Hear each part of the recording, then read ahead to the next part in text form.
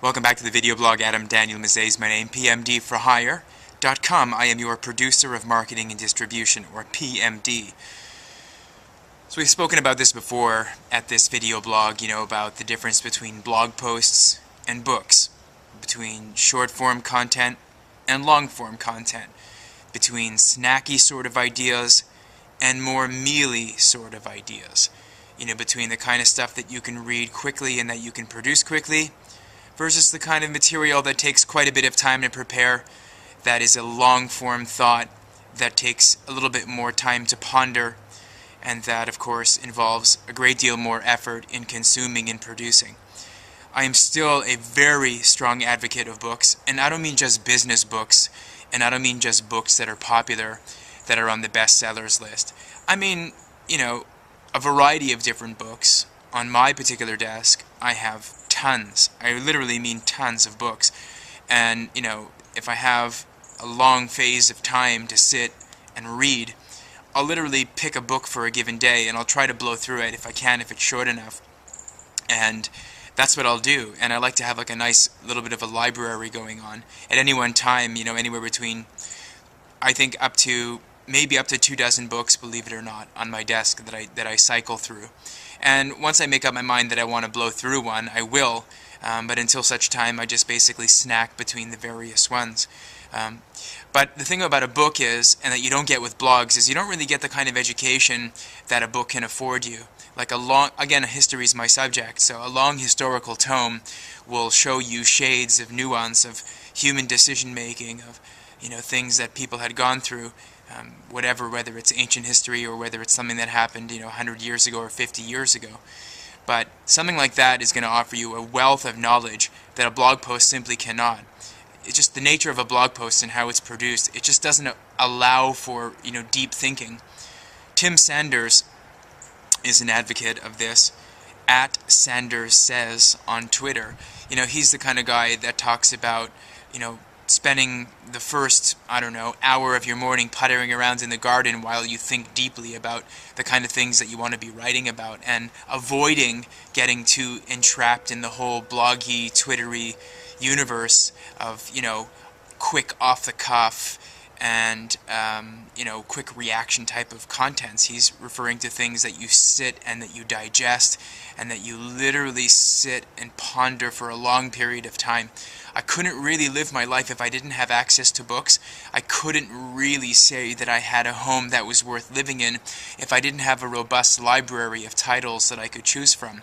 I really couldn't say that I was getting anywhere in life either if all I spent my time reading was blogs and producing blogs. You really get the most education in the world from the kind of books that you read. I like to ask people the kind of books that they're reading. That pretty much tells you what the kind of person's about.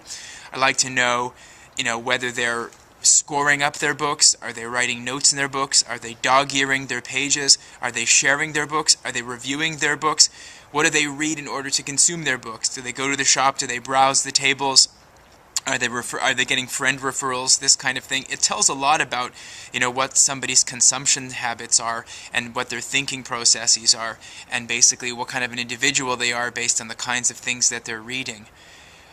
I'm not going to stop reading books. I think I'm going to actually come out with a blog post that compares books and blogs, and I'm going to basically list them side by side and say why one is better than the other. But if you stopped reading books or you can't find time to read books, you have to learn how to put yourself on a book-a-week quota. Whatever the length is, it can be anywhere between 250 to 450 pages.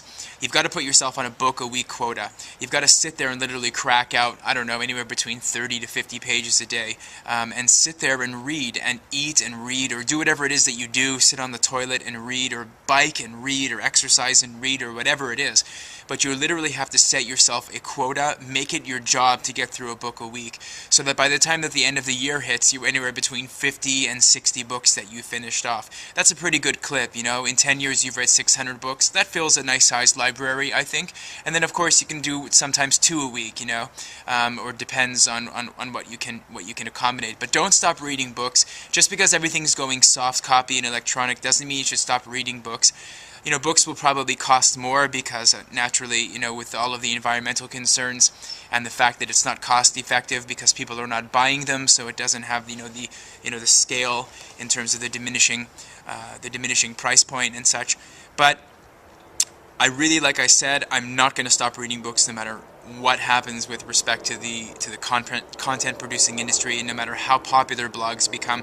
Just like I'm not going to become obsessed about my cell phone, and I'm not going to become obsessed about like the next shiny gadget or tchotchke that's out in the market. So that's my thought about books versus blogs. And yeah, we'll probably come out with a blog post about it because, just to reinforce the idea. Thanks again for watching, and in the rain here in Fort Lauderdale on ice, as the temperatures drop yet again. Yesterday was quite balmy. I wish for you many, many, many good things. And don't forget to follow me on Twitter at therealadm.com. Don't you love those controversies and those contrasts? I just said don't even waste your time on Twitter and blogs, and now I ask you to follow me on Twitter.